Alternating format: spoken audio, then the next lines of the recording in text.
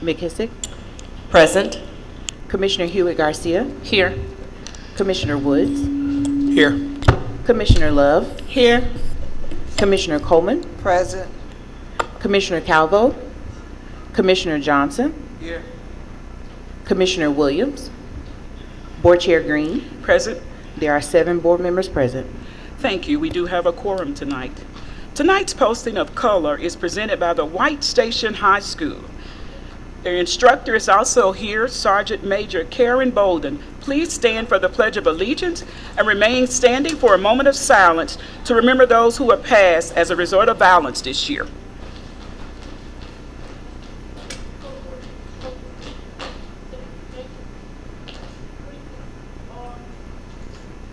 I pledge allegiance to the flag of the United States of America and to the republic for which it stands, one nation, under God, indivisible, with liberty and justice for all.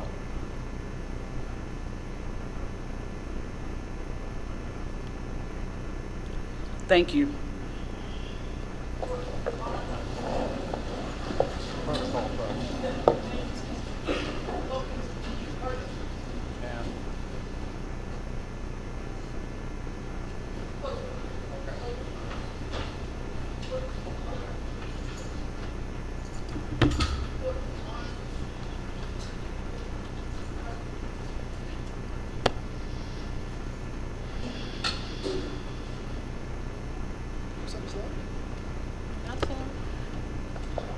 The board will now have a special recognition in honor of Black History Month. Thank you, Chair Green. I have the distinct honor of not only playing commissioner, but also as a daughter tonight. I'm extraordinarily proud to have this a part in this special recognition. We are recognizing Ernestine Rogers Robinson, who also happens to be my mom. She is a renowned history-making composer whose illustrious God-inspired songwriting career began in 1972 when she was asked to assist in preparing an Easter program for her church. She opened her Bible to read a scripture and instead sang it. Her first song, For God So Loved the World, was born. Over a course of 3 decades, that moment blossomed into a prolific music career despite not having any formal musical training.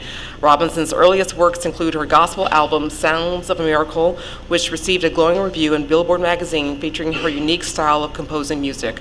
Her first oratorio, The Crucifixion, received the prestigious honor of being placed in the Library of Congress and appears in public, academic, and special libraries across the country. This work received its world premiere at Carnegie Hall in New York on January 20th, 1997.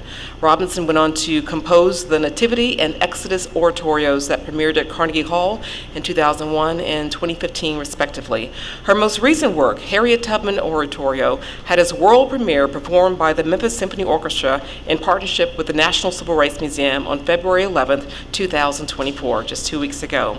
Robinson has been the subject of several documentaries, A Woman and Her Music, that debuted nationally on PBS in 1995, Sounds of a Miracle, which was screened at several film festivals, including the Palm Beach International Film Festival, the Memphis Film Festival, and Hidden Treasure, which was premiered at the prestigious Hoboken International Film Festival and screened at the LA Shorts Fest and the Rhode Island International Film Festival.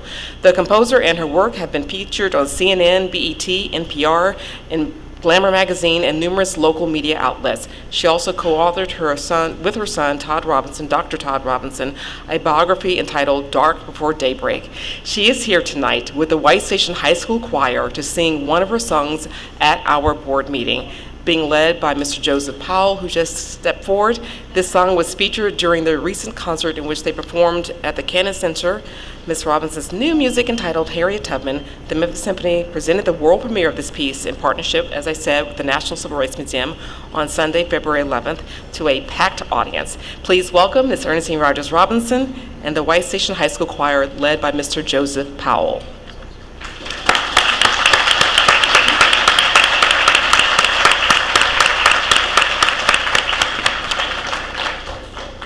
I'd like to also note while they are walking up that Mr. Massey, also a choral instructor, they are very accomplished, award-winning choir. They've gone on tour in Germany and have traveled and competed in many competitions across the country, including in Orlando, Florida.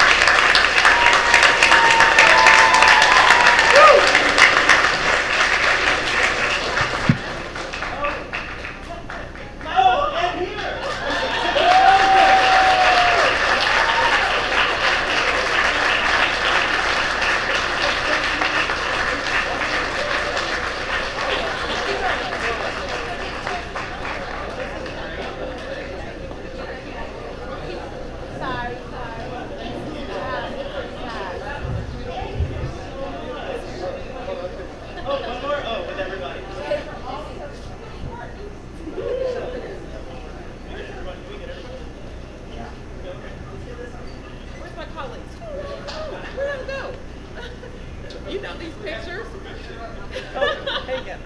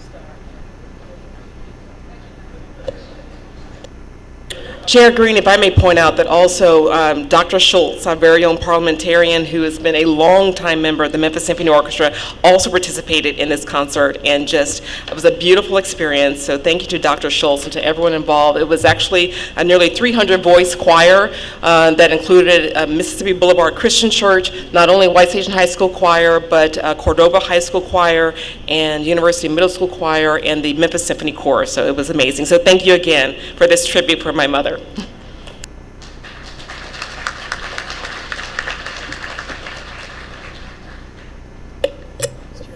Thank you, Madam Chair.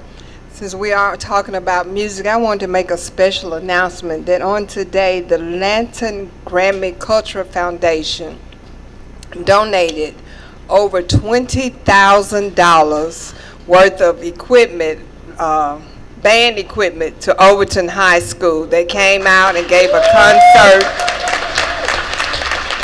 and brand new shiny instruments, Michelle. All type of instruments were donated to Overton High School, and I just want to say, you know, Superintendent Williams talk about collaboration all the time. This was a beautiful sight to see this morning, thanks to my colleague, Mr. Johnson, who graduated from Overton, and all that came out to be a part of that today. Thank you. Thank you, Vice Chair Coleman. We always love good news. The question is now on the approval of the agenda. Are there any amendments? Madam Chair, we're adding an item to the agenda, the purchase approval for General Moving Company Incorporated for moving services at Peabody Elementary School. Not the other two? And not There are two other ones. Sales agreement, land development company. I do believe that may have been on the agenda, but I am looking at the Chief of Staff. But we do have purchase sales agreements for that we need to discuss tonight. There are two of them. All right, I'm looking at the former Chief of Staff. Let me put respect on Chief World's name there. Thank you. Madam Superintendent, would be asked to take action on those items as well? Yes, that is a request for action. Thank you. There being no further amendments to the agenda, is there a motion for the approval of the agenda and a second? Thank you. Motion by Commissioner Hewitt Garcia and a second by Commissioner Love. Thank you. Roll call vote. Board Commissioner Hewitt Garcia, Aye. Commissioner Woods, Aye. Commissioner Love, Aye. Commissioner Coleman, Commissioner Calvo, Aye. Commissioner Johnson, Aye. Chair Green. Aye. There are 6 votes in the affirmative. Thank you. That agenda is approved. We are now on to public comment. I think that's at least 7. That's an error. Let me correct that. I apologize. There are 7 votes in the affirmative. Thank you. That motion still passes. Thank you. Thank you for that correction. The agenda is approved. Okay, we are now on to public comments. In accordance with state statute, the board shall reserve a period for public comment during business and special call meetings. Only those members of the public who sign up prior to the meeting will be permitted to address the board. A sign-up sheet for public comments was available 30 minutes prior to the meeting tonight. Speakers must state their name, organization he or she is representing, if any, and the subject of their comments before they are permitted to proceed. Speakers may offer objective comments about school operations and programs that concern them. Speakers are asked to refrain from using names of personnel or names of persons connected with the school system, particularly when lodged in a complaint. Speakers will not be permitted to engage in gossip or make defamatory comments or use abusive language. The chairwoman shall have the authority to terminate the remarks of any individual who is disruptive or does not adhere to the board rules. Tonight we have 7 speakers, and you will have 3 minutes each. Your time will be projected on the screen to your right and directly behind the board. When you hear a bell, your time has expired. I will call our first 5 speakers tonight.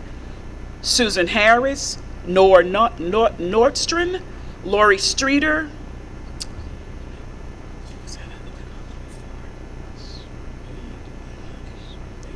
Spade Nonprofit, Mr. Jack will be coming with that one, Elizabeth Marable. Those 5 may come in that order.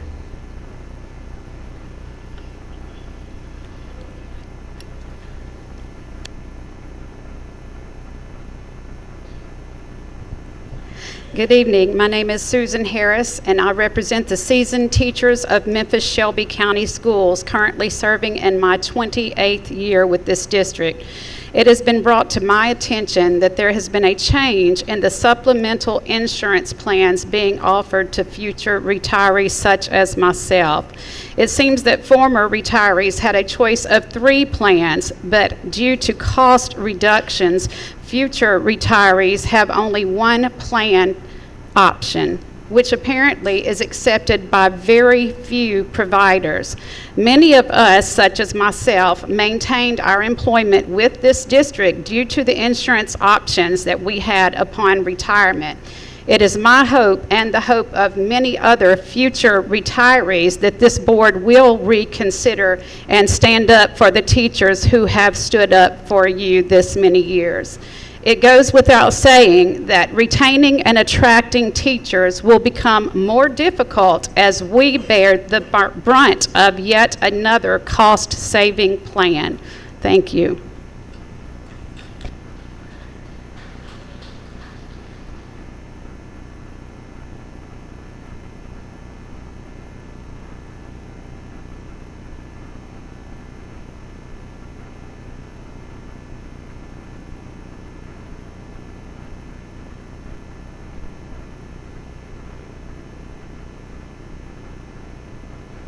Can you hear me now? Awesome, thank you.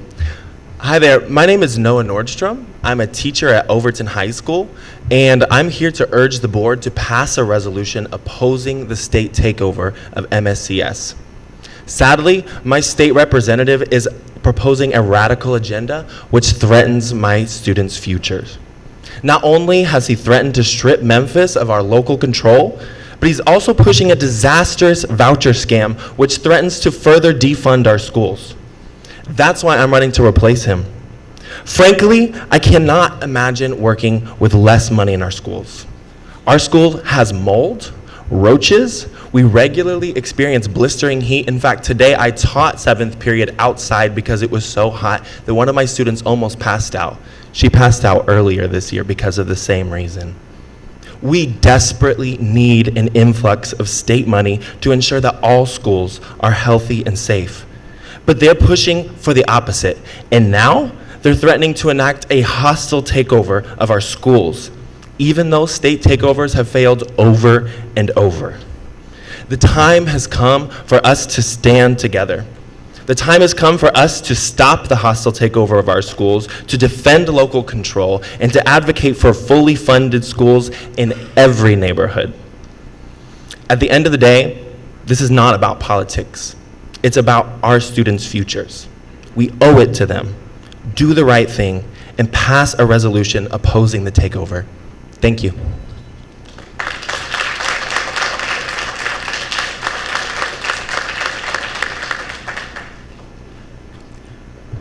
Good evening. My name is Lori Streeter. I reside at 5359 Lockhart Street, Memphis, Tennessee, 38116, and I'm here to speak on behalf of educators. Over the last 2 weeks, I've received text messages from the district asking what my top funding priorities are as it pertains to allocating funds for the next school year. Now, I find it a bit strange that the district would want to know what is on the mind of educators when educators have been trying to meet with the district since January but have not been afforded the opportunity to reconvene for collaborative conferencing as mandated by our MOU. On a daily basis, educators provide quality instruction that helps to close the achievement gap. We are doing what we have been asked to do. In return, we just ask that the district does what our memorandum of understanding states and reconvene for collaborative conferencing so that our top priorities can be explained in detail as it relates to compensation, insurance, and other benefits. Thank you.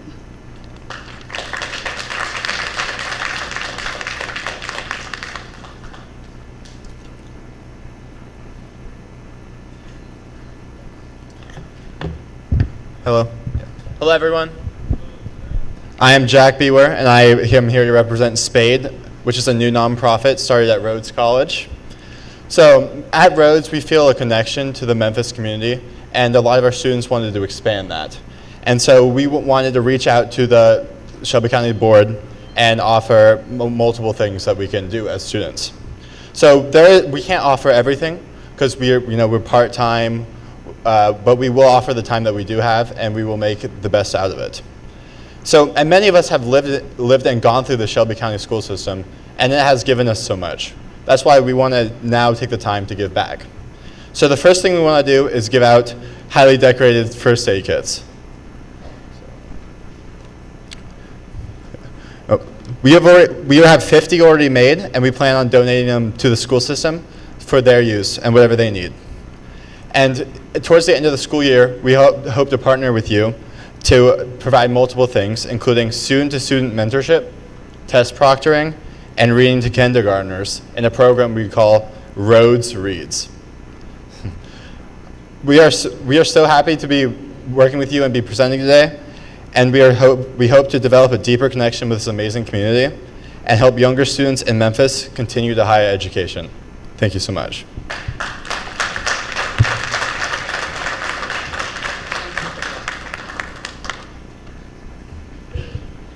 Good evening. My name is Elizabeth Marable. I reside at 6263 Poplar Avenue. I began teaching mathematics in the Memphis City Schools in 1983, a position I continue to hold today. As a graduate of Ridgeway Junior High and High School and a lifelong Memphian, I'm here to speak on behalf of students and educators. I'm a member of the United Education Association of Shelby County, the Tennessee Education Association, and the National Education Association, with over 3 million members strong. I would like to first thank you, School Board. I know it was a hard task, but you did it. You've given us a new superintendent, and we look forward to working with a proven educator to lead our district in the future.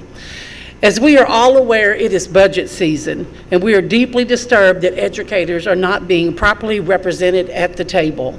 We have requested that the PECA reopening take place immediately. Still, our request has gone without an answer. Per our MOU, page 16, section G, the board agrees to reconvene collaborative conferencing annually in January for a period not to exceed 4 weeks while this MOU remains in effect. We're almost at the end of February. The board will engage in collaborative conferencing on the following topics: compensation, fringe benefits, leave, and grievance procedure.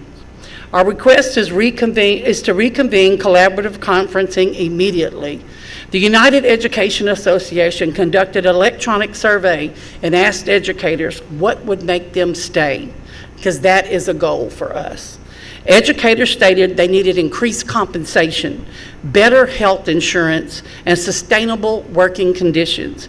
I strongly believe that by investing in our students and our educators, we are investing in the future success and prosperity of our community and our great city.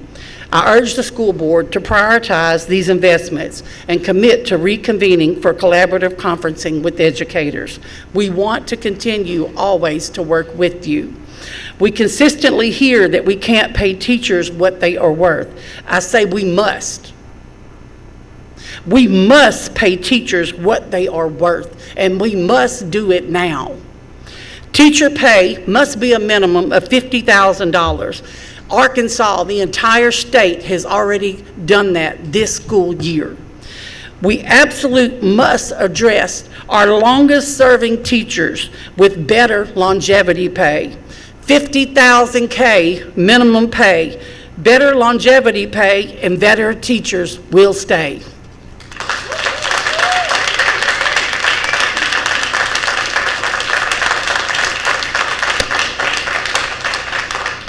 Our last two speakers, Danette Stokes and David Page.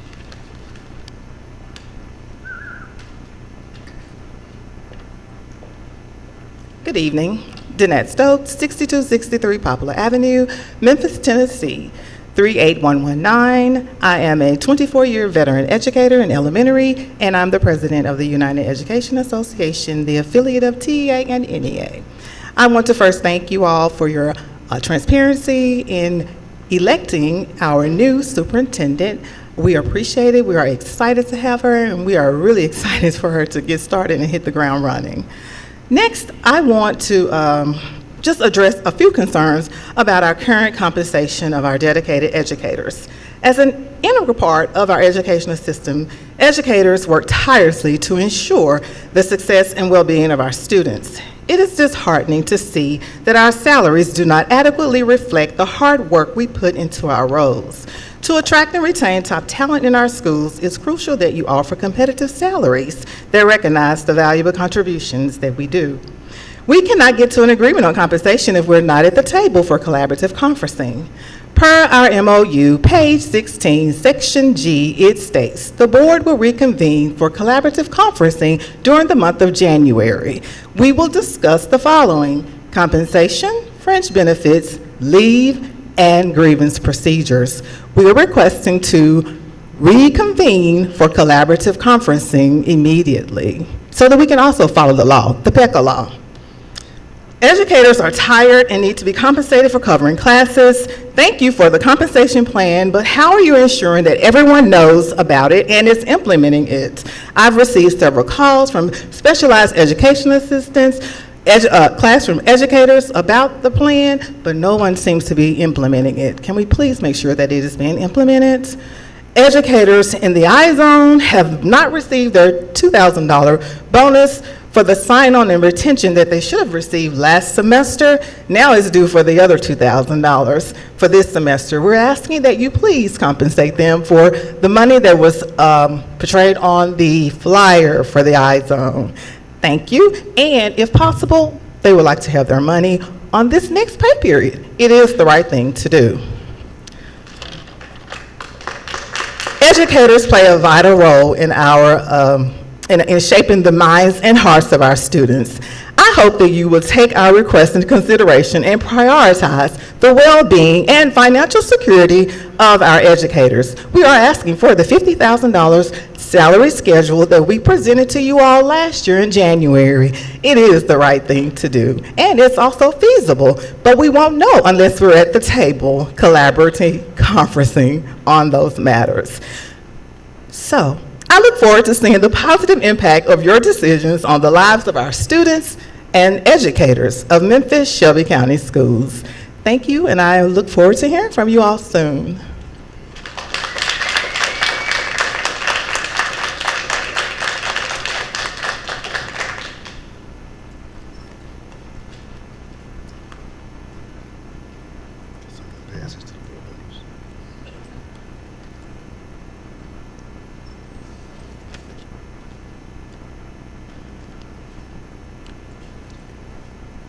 Good afternoon, everyone.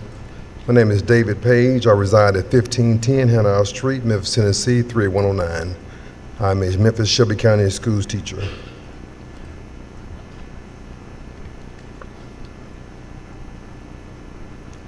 Ladies and gentlemen of the School Board of Commissioners, first and foremost, I want to express my heartfelt gratitude for the implementation of the policy to compensate teachers for covering classrooms in the absence of other teachers. I really appreciate that.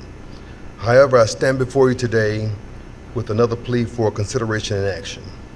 There remains a critical need for a policy to allow teachers to transfer to other schools within the district without having to resign or to continue to endure abuse to the end of the school year. As educators, we are committed to our profession and to the students we serve, but we should not be forced to sacrifice our well-being and mental health in the process. The current system leaves teachers feeling trapped in toxic environments, unable to escape mistreatment or seek refuge in more supportive settings. This not only takes a toll on the individual teacher, but also the detriment impact on the learning environment and the student themselves. My own experience serves as an example of this reality.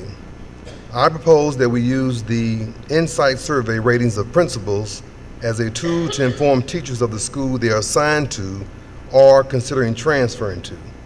This transparency would empower teachers to make informed decisions about their professional placements and foster a culture of accountability and improvement within our schools. Despite my dedication to my students and my willingness to fulfill my duties, I have reached a breaking point. The mental abuse and public chastisement I have endured, both in front of my students and via the intercom system, has become unbearable. My students have pleaded to me to stay, but I cannot continue to subject myself to such treatment. When I sought help and relief through HR by requesting a transfer, I was informed that no immediate options were available until the next school term. For me and many others in this situation, this is simply too little, too late. My resignation becomes permanent on March 15th, 2024, and I feel that without intervention, my time with Shelby County Schools will come to an unfortunate end. In closing, I thank you for taking time to listen to my plea. I implore you to consider the urgency of this matter and to work towards finding a solution that will allow dedicated educators like myself to continue to serve the students of Shelby County Schools in a supportive and nurturing environment. Our students deserve the best, and that begins with ensuring the well-being and satisfaction of teachers who guide and inspire them. Thank you.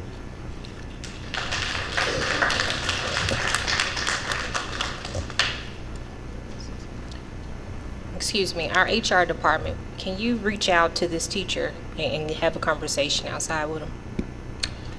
And Madam Superintendent, can we do the same for the young man who spoke at Rhodes that offered up something? Make sure we get his contact. Thank you. I actually think that Erica got it for you. Thank you. Thank you.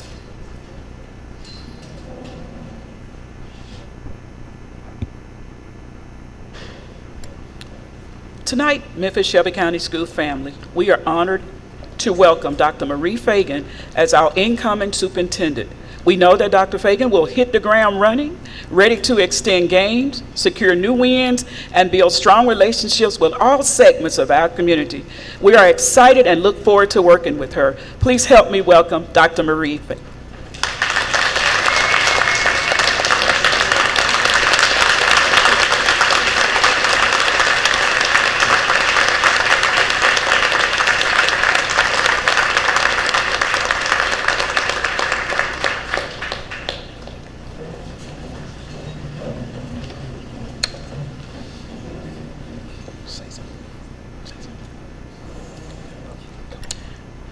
The question is now on the approval of the minutes for the following meetings. 6.1, approval of the minutes of the January 30th, 2024 special call meeting. 6.2, approval of the minutes of the January 30th, 2024 business meeting. And 6.3, approval of the minutes of the February 9th, 2024 special call meeting. 6.4, approval of the minutes of the February 20th, 2024 work session. Are there any corrections? There being no corrections, do we have a motion to approve these minutes in a second? Thank you. Motion by Commissioner Coleman and a second by Commissioner Callow. Roll call vote. Board Commissioner McKissick. Aye. Commissioner Hewitt Garcia. Aye. Commissioner Woods. Aye. Commissioner Love. Aye. Commissioner Coleman. Aye. Commissioner Calvo. Aye. Commissioner Johnson. Aye. Board Chair Green. Aye. There are 8 votes in the affirmative. Thank you. The minutes as listed are approved.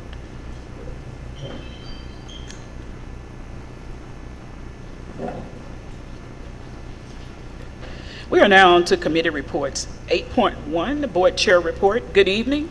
Last month, we voted to approve the charter for the Charter Partnership Council. As the next steps of that process, the Board Chair must appoint a liaison for the advisory committee.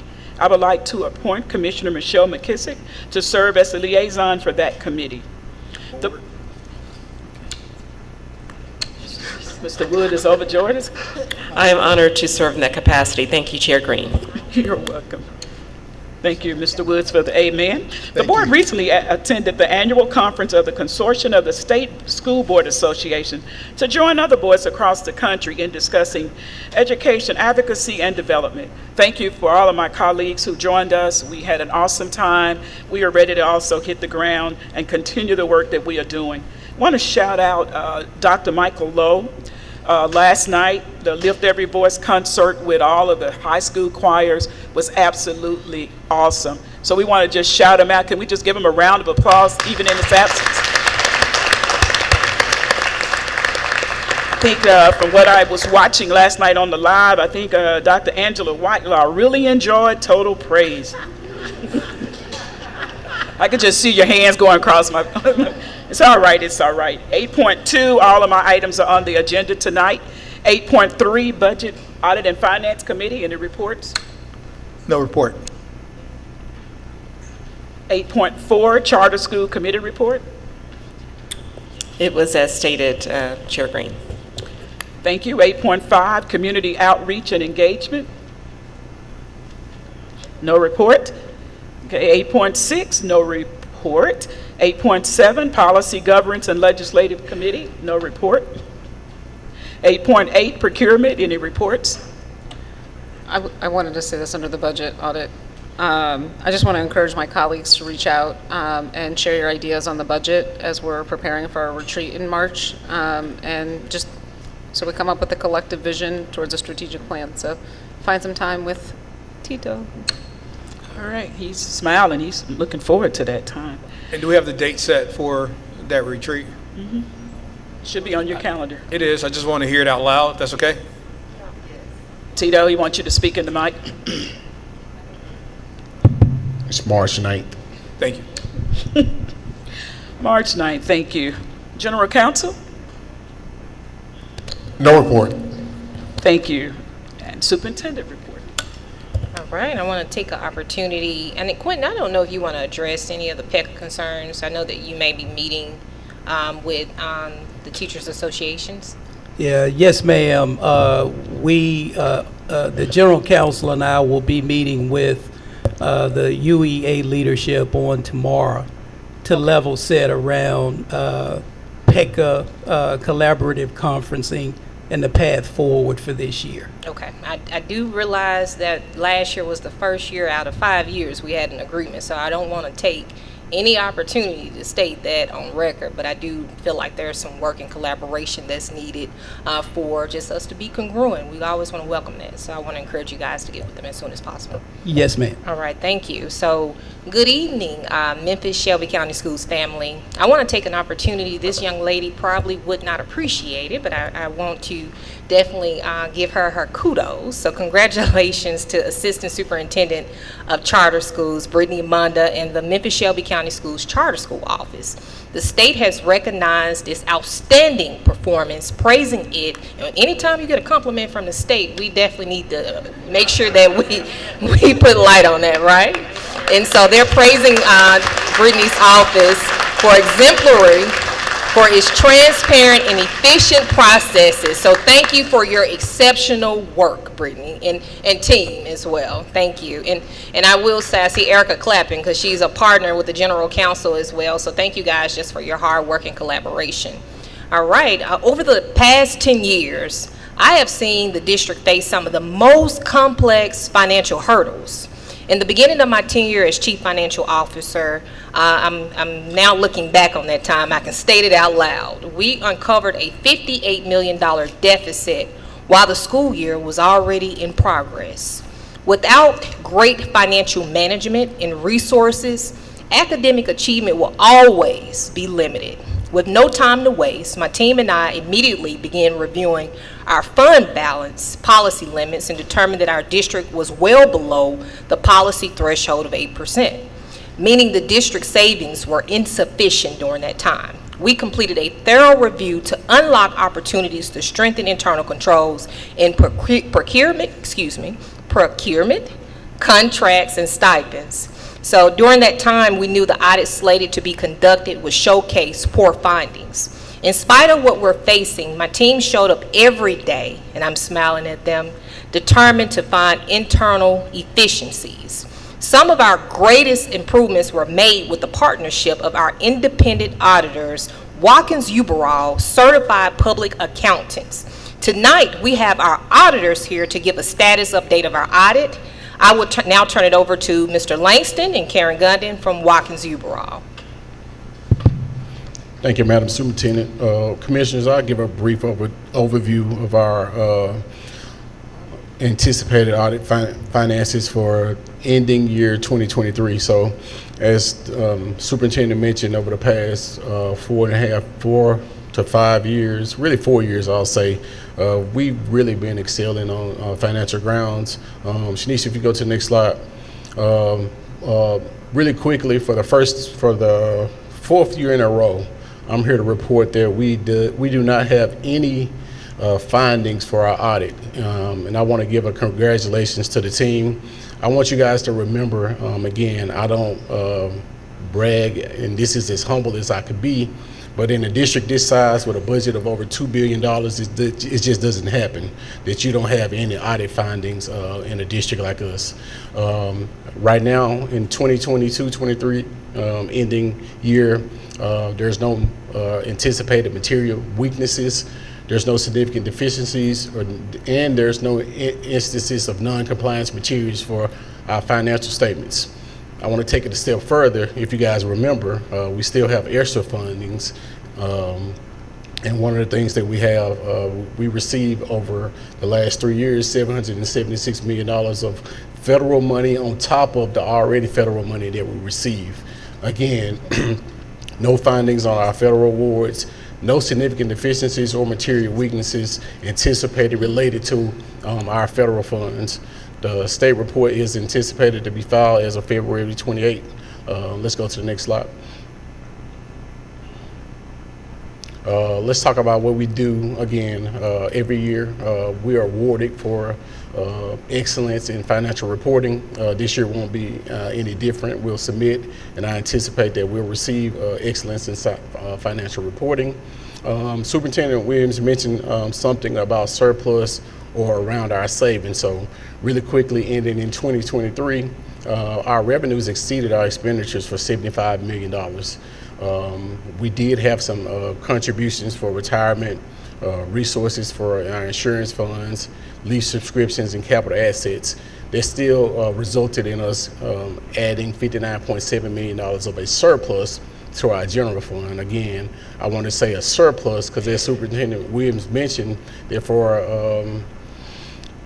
the way the district was found again in 2019 was we were at a deficit, if you will, out of policy. So right now, ending 22-23, we're expected to have an unassigned general fund balance of $119.8 million, which is 11.27%. If you board members, if you remember, our policy said anywhere between 8 to 15%.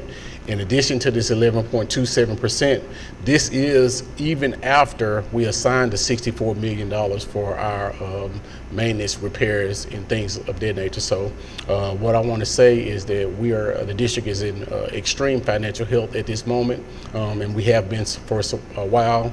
I know we'll talk about it a lot at the budget retreat on the 9th. And then Ms. Gundin is here from Watkins Uberall. We all, I know I always like to scare my colleagues with the auditors. She's here, you guys can smile. We actually have good news, and she'll take any questions, or I'll take any questions now that you have. Well, Karen, I want to give you an opportunity to speak because it is an opportunity when you are available by phone anytime that we have issues, and I'm looking at Chief Padman as well. We have a strong internal audit department, and we have a strong relationship with our auditors. And a lot of times you get calls from me late at night. So any issues, you definitely help us navigate issues. And so I'm just extremely proud of the partnership that we have. And you're independent. So I won't put that on record, right? So Karen, I'll hand it over to you before I conclude my report. Well, again, I wanted to thank everybody for the opportunity to be here and to address the board. I really appreciate it. Most of the time I'm behind the scenes, and you don't necessarily see my face. I've been doing this audit for 3 years now, and it's truly a pleasure.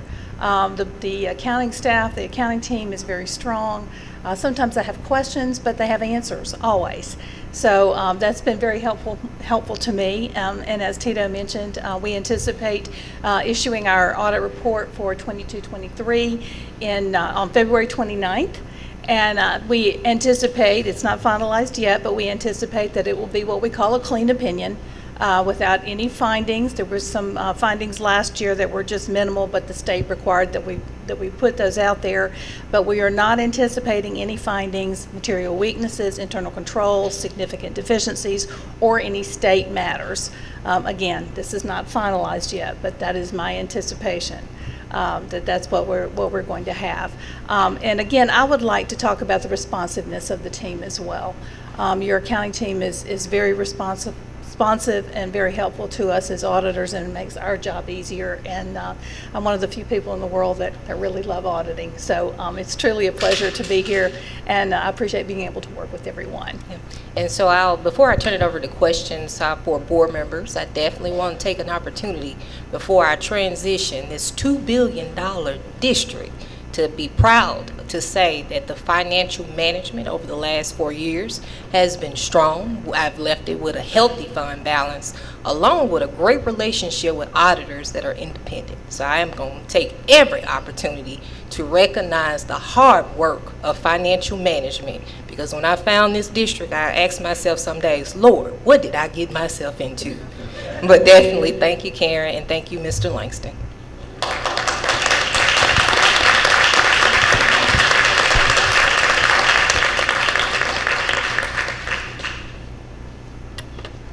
Commissioner Woods.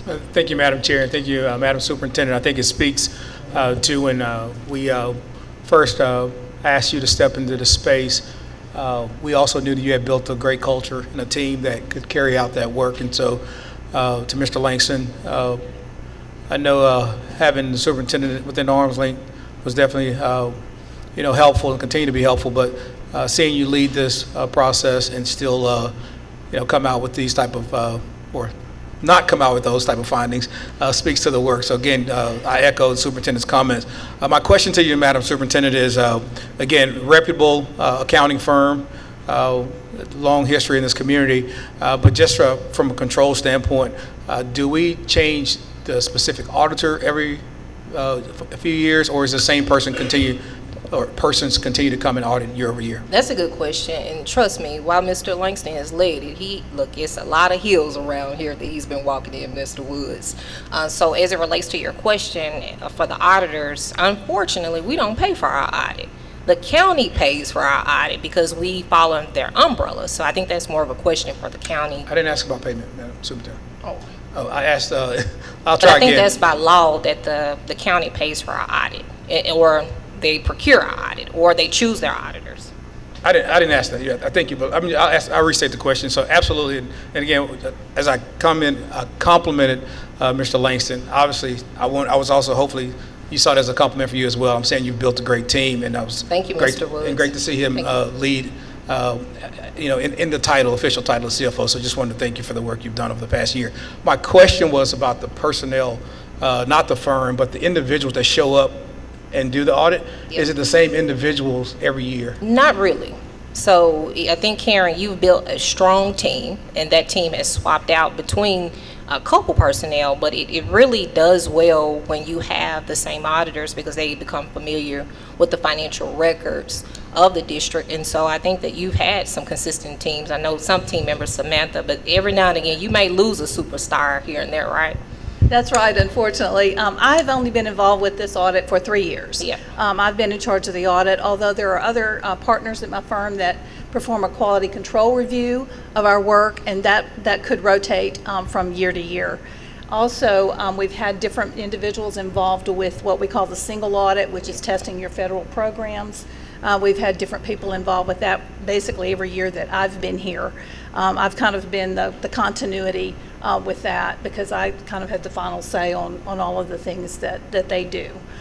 We try to put the best people on the best jobs, as I say, and we do have fresh sets of eyes, and that's another reason why we go through our quality control review process, because I have been doing it for 3 years, and we want someone else with a fresh set of eyes to look at my conclusions and the information that I have covered. Thank you. So Yeah. to answer that question. That was the question. Thank you for that. Thank Appreciate you, it. Ms. Karen. I appreciate that. Thank you.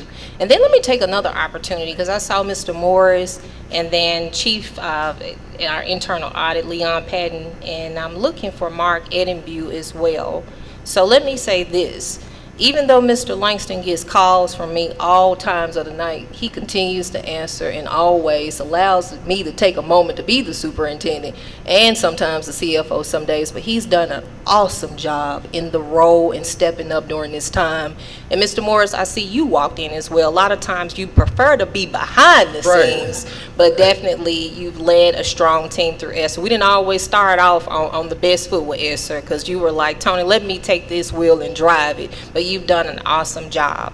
And then our schools. Let me take the opportunity, Mr. Leon Padman, because of the great work of you have to audit over 160 schools. So just an awesome team. And then Karen as well, just thank you. So I'm extremely proud, again, to leave this district in a financial healthy position with strong relationships with our auditors. So thank you all for the hard work that you have done. Thank you. Madam Chair, that concludes my report. Thank you. I think Commissioner Calvo, you have a question? Thank you, Madam Chair. Really quickly, it was another comment on congratulating the entire team. Sometimes it takes one mistake for this whole audit to go down, but it takes 14,000 employees to do the right thing every day. So we don't take this lightly. Thank you to the entire team, from the superintendent to every secretary at a school taking money. We know this is hard work, and for the auditors, I'm not a CPA, Mr. Woods, but I believe that every 5 years seems to be like the standard for this rotation, but I don't think there's like a fixed number, but yeah, again, we don't take these things lightly. When I stepped into this role, there were allegations for people calling for audits and stuff, so I'm happy to see that this is a clean house, and this is public money, so we're proud to be leading a body that is represented by a clean audit. Thank you. Extremely excited about it. Thank you, Mr. Cowell. Commissioner Wood, last time. Thank you. And we probably can save this one for budget retreat, Madam Superintendent, but I often wonder if there's a tug of war, and it could be why Mr. Langston's wearing a boot tonight, because he's kicking somebody from the standpoint, like, how do you wrestle with having a strong fund balance, right? And knowing that you have, strong fiscal sound policies, yet the number of challenges we face as a district with infrastructure, things that need to be repaired, the calls that we get, the fields, the lighting, all the things that you want to invest in, yet we receive this very solid and positive report that there's money to be able to place in the bank account. How do you then balance that conversation with, hey, we need to spend some more today? So this is what I would say. So 4 years ago, when we were under policy, you couldn't make decisions. You had to stay within your policy or really change your policy. So it didn't allow us the flexibility that when we went to the county commission and we got denied funding, we had no recourse to then pivot to say, well, let me take $64 million out and address Keystone, because I got a call for you several times around Keystone Foundation roof repairs. Then I get calls from, you from Hamilton High School as well. And so all of the different competing interests in your districts, that healthy fund balance at that point in time allows us the flexibility. So what I would encourage, like you said, Mr. Woods, board members to think about is what are the one-time investments that we can make? And I hate that our teachers associations did leave, because I know that sometimes we think about using compensation. There was a lot of the conversation last year reoccurring with one-time funds. So that is the conversation I would encourage board members. As Board Member Garcia, you pointed out, go on and start thinking about those things. You bought your list today. Well, we got a lot of things, and unfortunately, I will say that fund balance, a lot of people hear those numbers and they think that's a lot of money, but it's not. When you think about $500 to $600 million in deferred maintenance, and I think you said it's going to end up being $700, we're going to have to take a bet, right, to see how far off the report actually is. But that's what we really need to think about, the one-time uses for those funds. And I think that you guys would do an awesome job in this upcoming budget season. And thank you, Madam Superintendent. I know, I think the parliamentarian said the questions don't count on your time, so I would like to make a comment and thank you. I think I listened to a podcast today that you and I think, which one of your employees joined you for that podcast? That is the wonderful Mike Collins. Mike Collins, and I think the CEO, a founder of Hattie Theater, joined you as well. But they were talking about, Madam Chair, if I may, the investments that this board made, particularly around field trips and experiences. And I think it speaks to that when we identify dollars and you want to make those type of big bets, having, you know, CFO and at the time superintendents, and you, Superintendent Williams, just want to give you your flowers. You led in a way that the board wanted to see, hey, here's our vision, and you made it happen. And so listen to that 40-minute podcast today, talk about what it means for kids, what it means for students. I think she gave Ms. McKissick, so she gave the board a shout out, but she specifically called you out, Ms. McKissick, for helping to plant the seed for that fund. So I just want to, again, you know, thank you, Superintendent, for that, but also continue to champion the board when you have ideas and a willing administration to carry out those things. Great things can happen in our community. So thank you for that, Madam Superintendent. I just want to thank Tony, Superintendent, and Tito, and Jasmine Worlds for getting the potholes filled. Can you take it down Poplar Avenue? You didn't say Tito walked into a pothole, did you? I didn't understand. Oh, thank you for getting the pothole. I was just trying to be fun about that boot on there. All right, tonight we have policies for second reading. Interim Superintendent Williams. All right, I see somebody that's different walking to the mic, but I think that is Maria Stewart.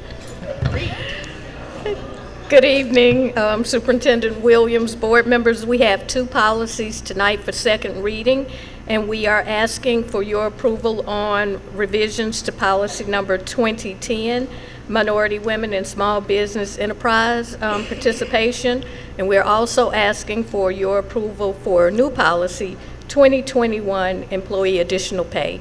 We previously discussed both policies in the board work session. I just want to, particularly on the board pay, I think I had to listen to that one in the car. Just curious, what's driving that policy? And I will defer to HR on that, but part of the reason behind this policy was to ensure that the district has guardrails around additional employee pay. No, and I think that speaks to our intent with that new policy.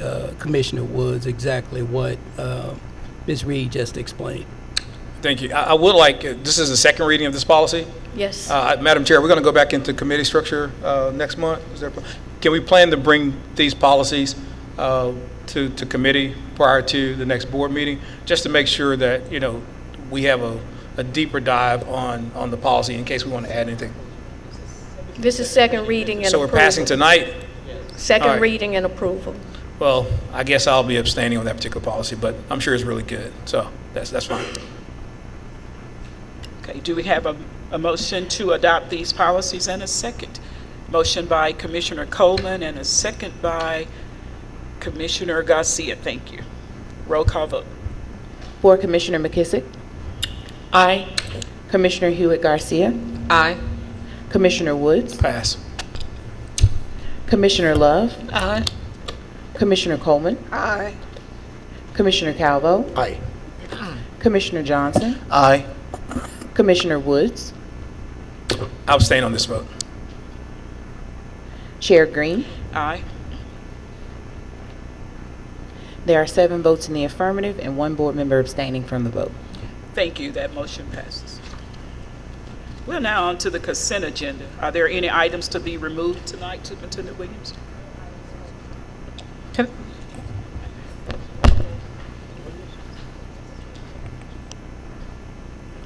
You have a question, Commissioner Garcia? I had a question about an item on the consent agenda. I had some additional questions about it. Okay. Yep. 11.2, the contract amendment for NCS Pearson.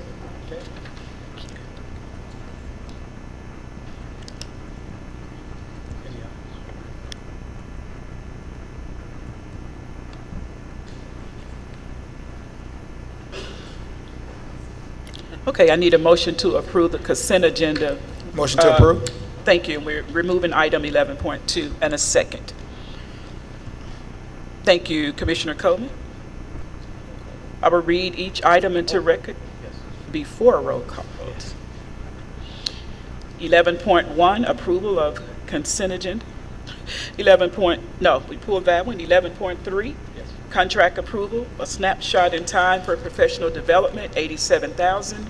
11.4, a purchase from R.E. Jones Educational Solution for computer equipment and deployment services at Snowden School, $176,548.40. 11.5, donation acceptance for Cap City Kids 23-24 school year, $18,800. 11.6, contract amendment for the Deaf Connect interpreting services for students, $250,000. 11.7, contract approval for structural waterproofing and restoration for Craigmont Middle School Foundation, $138,226. 11.8, contract approval, C. Foster Construction Company for Keystone Elementary Foundation repairs, $232,319.14. 11.9, contract approval, C. Foster Construction for Grandview Heights Middle School for foundation repairs, $173,378.97. 11.10, contract approval, structural waterproofing and restoration for Well Station Elementary for foundation repairs, $383,070. 11.11, contract approval, Assess Data Network Solution, $919,542.78. 11.12, contract extension, Martin and White Mechanicals for White Station High School, no dollar amount for this action. 11.13, contract extension, Martin and White Mechanicals for Snowden HVAC, no dollar amount. 11.14, contract approval, Morgan and Thornburg for Idlewild HVAC replacement, $797,063.40. 11.15, contract approval, Damon Marcus Company for Cherokee Elementary HVAC, $3,657,638.50. 11.16, contract approval, A&B Construction Company for Getwell Elementary HVAC replacement, $1,414,353.70. 11.17, contract approval, A&B Construction Company for Whitehaven High School HVAC, $860,932.90. 11.18, contract approval, Walker J. Walker Incorporation for Raleigh Egypt High School HVAC,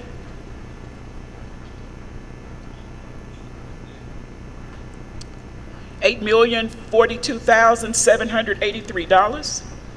11.19, contract approval, Morgan and Thornburg for Overton High School HVAC replacement, $9,193,044.70.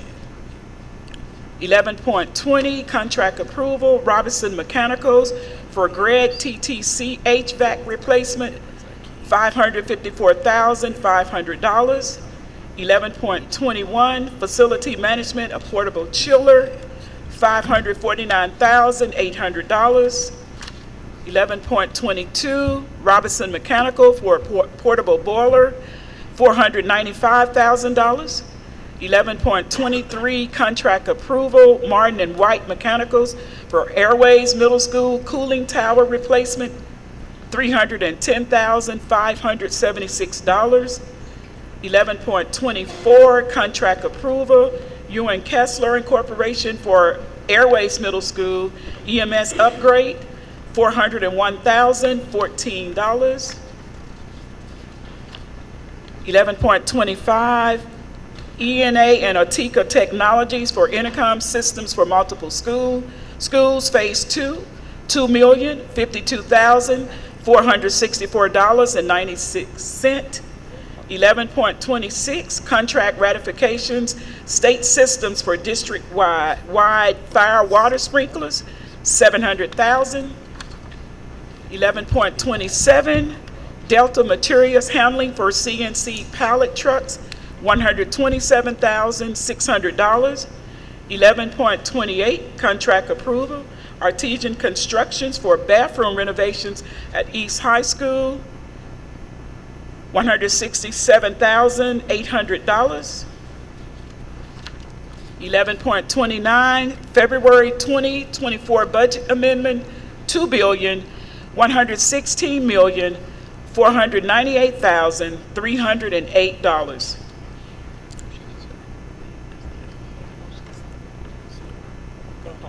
Roll call vote. Commissioner McKissick. Aye. Commissioner Hewitt Garcia. Aye. Commissioner Woods. Aye. Commissioner Love. Aye. Commissioner Coleman. Aye. Commissioner Calvo. Aye. Commissioner Johnson. Aye. Chair Green. Aye. There are 8 votes in the affirmative. Thank you. The consent agenda passed. We're going back to 11.2.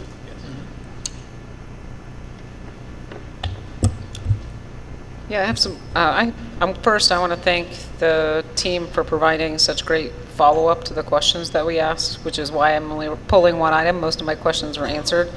Board Member Woods and Williams asked questions about the number of unused vouchers and what the success rate of some of these tests were.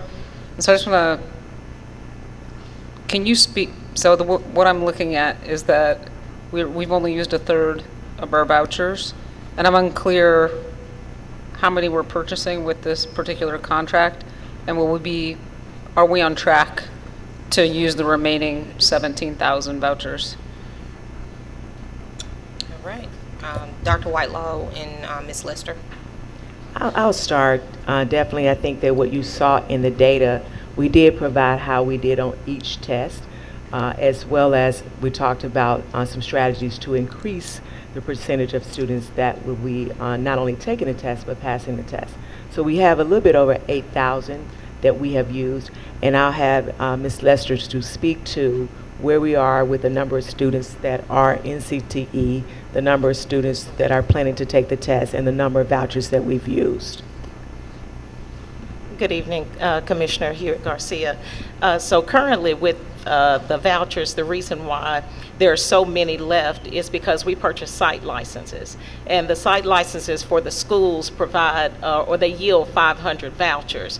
The reason why we do the site license is because it's more cost effective to purchase the license instead of individual vouchers. So when we purchase the license, we're taking care of all of the students that are enrolled in the courses, and it's like giving us additional vouchers to use. So what we're planning to do is to offer some afternoon testing, Saturday testing, because as Board Member Wood said, we do not want to leave any vouchers on the table. So we're going to provide opportunities for all students to test at the school to make sure that we're making the best use of the vouchers.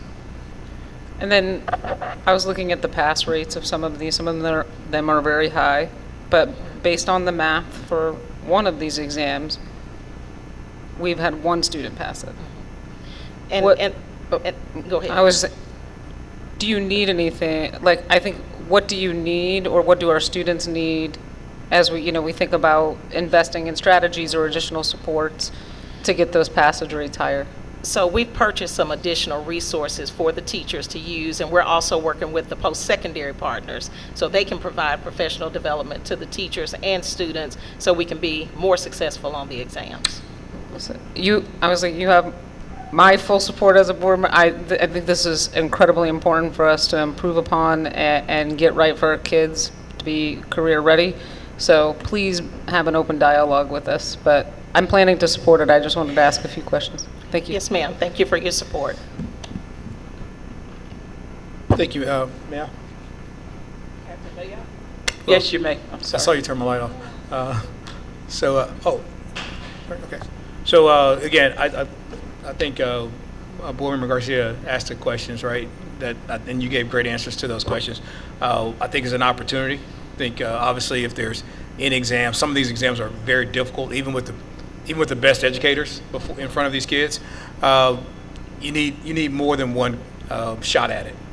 I mean, think about the number of our educators who have to go and take the national test multiple times. So if we have the resources and additional exam bandwidth, I think this is the right purchase. But I also think we should make sure we're encouraging students, if we have additional exams, to be able to take it multiple times.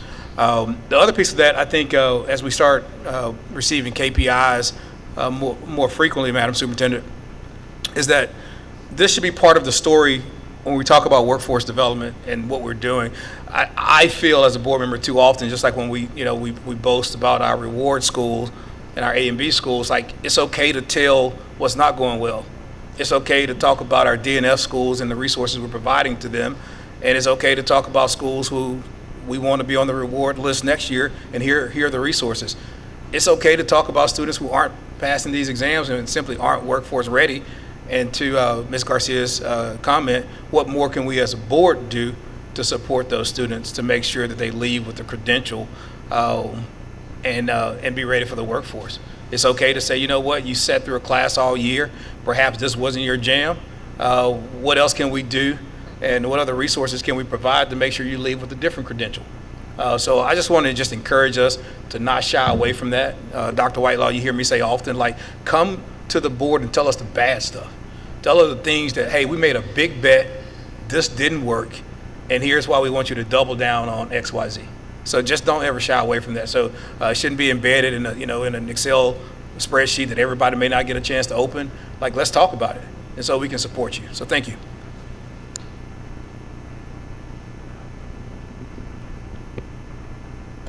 We need a motion and a second to adopt 11.2 contract amendments for NCS Pearson, $260,750.25. Thank you, Commissioner Coleman and Commissioner Cabell. Was that Johnson? I'm sorry, Johnson. Thank you. Roll call vote.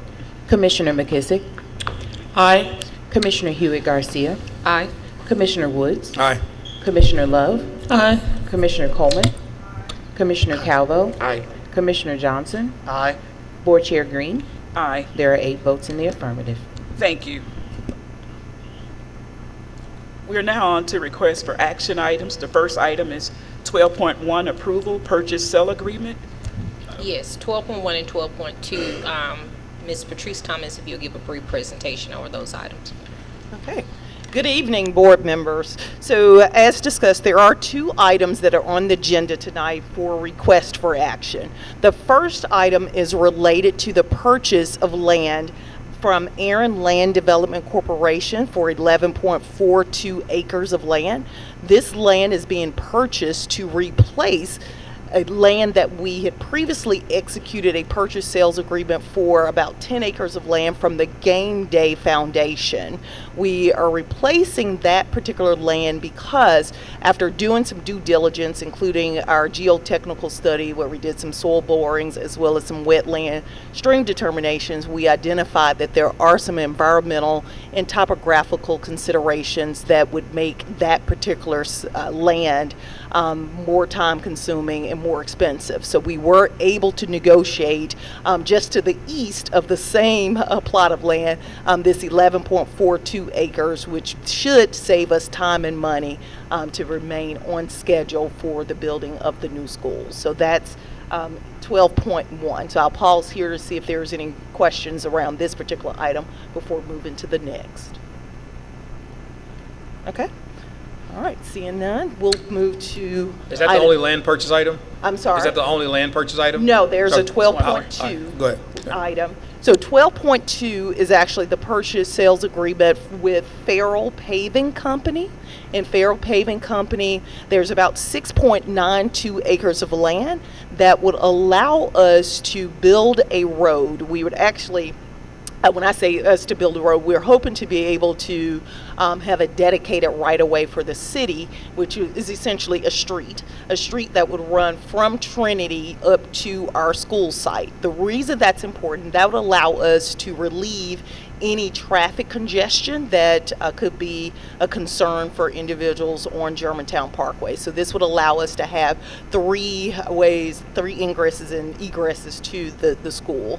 So it should alleviate traffic congestion. So this particular property is one of two properties that we need to secure in order to be able to build that road. So I'm still in negotiations with the second piece of property, and actually have asked them to give an easement. That's actually a property that's owned by Baptist, but I'm pretty certain where we are in negotiations that we'll be able to execute that easement as well. So with that, I'll pause here to see if there's any questions related to the purchase of this land for 6.92 acres. Commissioner Woods, did you want to go on and ask your question? More of a comment. I think Chief Thomas has made more land purchase than the Louisiana purchase as of recently. But you want to explain to the public I know you've given us a reasoning for needing to get additional land here, but why is this needed? So absolutely. So interesting enough, board member Woods, we've named ourselves Team Overcome because, as you can imagine, there's been a number of challenges that we've had to overcome to ensure that this particular site remains viable, and in terms of being cost effective and being able to honor the original timeline that we have shared publicly. So as shared that through some of our due diligence, some of the feasibility and environmental studies that we've seen, in this particular case for the Farrell Paving, of course our traffic study revealed that there was a need to add an additional road, if you will. So in order to create that road, we of course had to negotiate purchasing of this additional land to create that road. Yeah, Madam Superintendent and Board Chair, to Ms. Thomas' credit, from the beginning, from first laying eyes on this property, you identified these as potential challenges, everything from natural resources to traffic concerns, and you've been well ahead of the curve on making strategic moves. And again, thanks Superintendent Williams for giving you the flexibility and the trust to go out and get this done for us. We're not there yet, but appreciate your leadership there. Thank you. Thank you. Commissioner Calvo? Yeah, I want to echo Commissioner Woods. Sorry, on those comments. I've been involved. This high school is in District 5, and I've been involved with Chief Thomas and the design team and the conversations, and it does make a lot of sense. It's actually by making this additional purchase, we're saving money that otherwise would spend money on fixing an underground issue and just complications. So we want the public to understand that we're being mindful about how we use the resources. This having a traffic study done that makes sense is not only for convenience, it's for safety. So we're going to have thousands of students coming in every day. Some of them are going to be dropped out, others will be by bus, but we also need exits and entry points for emergency vehicles. So it just makes a lot of sense. So I want to commend you for using the due diligence. The timing of this is important because we're about to expire, to miss out a window of opportunity on the due diligence period. So it's great to have somebody who's waking up every morning thinking about these strategies, and I want to commend you for your work. Thank you. Just thought I'd jump on the bandwagon too, because I know we've been having conversations for months over this and looking at different sites. And we just talked just the other day, and you were talking about it's like was an underground stream or something that was discovered. So that was why that site was problematic. But I am so thankful for, like I said, the diligence to for the team to find that, and for you leading the way on that, Chief Thomas. So thank you, and this is going to be exciting. This is all part of the process. Thank you. I want to echo my board members and say your work is fantastic.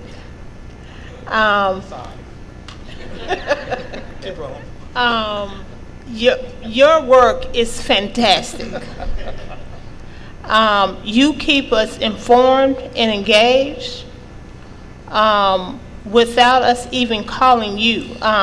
Without us even calling you. You call us. And that is a true testament of the work you're doing. Ditto. My colleagues have no objection. Could we combine 12.1 and 12.2? Motion to approve. Second? I'll second. Thank you.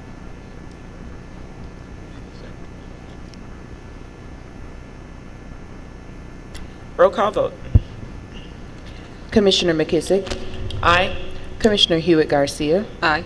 Commissioner Woods. Aye. Commissioner Love. Aye. Commissioner Coleman. Commissioner Calvo. Commissioner Johnson. Aye. Chair Green. Aye. There are 8 votes in the affirmative. Thank you. That motion passes. The third item is 12.3. All right, Madam Chair, I handed it over to Chief Wells. Good evening, Commissioners. So this item will allow for us to procure movers to essentially clear the Peabody building so that we may begin with the construction phase of the work. Next month, in the month of March, you all will be receiving the construction vendor for approval. The process is currently in the solicitation phase. And so to prepare the building for that construction that will ensue, we need to have a moving company come in and take everything out that's in the building and take it to storage while the building is under construction. So this is essentially to cover the cost of movers. Did this item go to bid?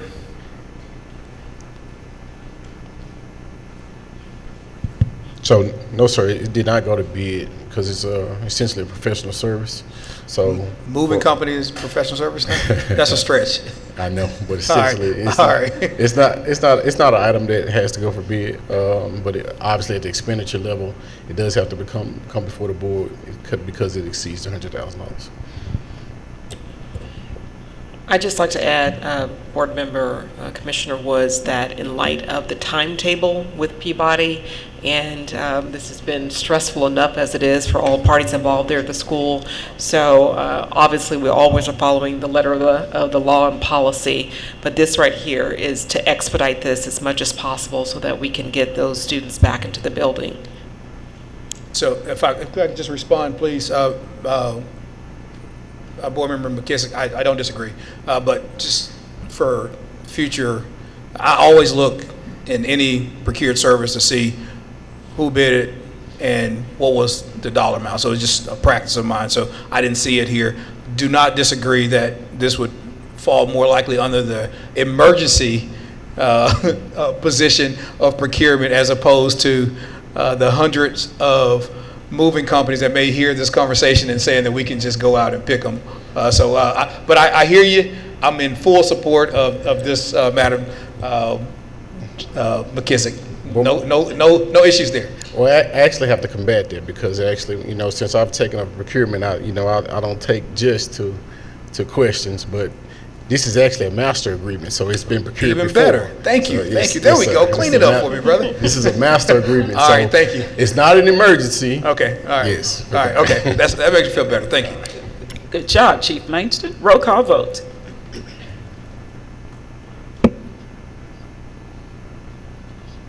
Motion in a second. I thought Woods and McKissick took care of that outright. Motion. Second. Commissioner McKissick. Aye. Commissioner Hewitt-Garcia. Aye. Commissioner Woods. Aye. Commissioner Love.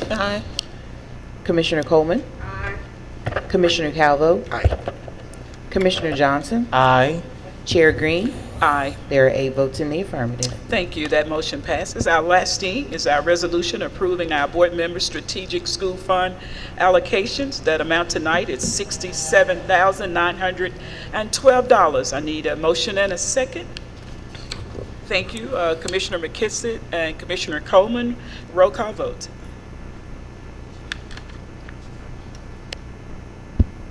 Commissioner McKissick? Aye. Commissioner Hewitt Garcia? Aye. Commissioner Woods? Aye. Commissioner Love? Aye. Commissioner Coleman? Aye. Commissioner Calvo? Aye. Commissioner Johnson? Aye. Chair Green? Aye. There are 8 votes in the affirmative. Thank you. That motion passes. I want to also recognize one of our county commissioners in the back. Thank you for coming and hanging out with us tonight, Brittany Thornton. Thank you so much. If there being no further business, our meeting is adjourned.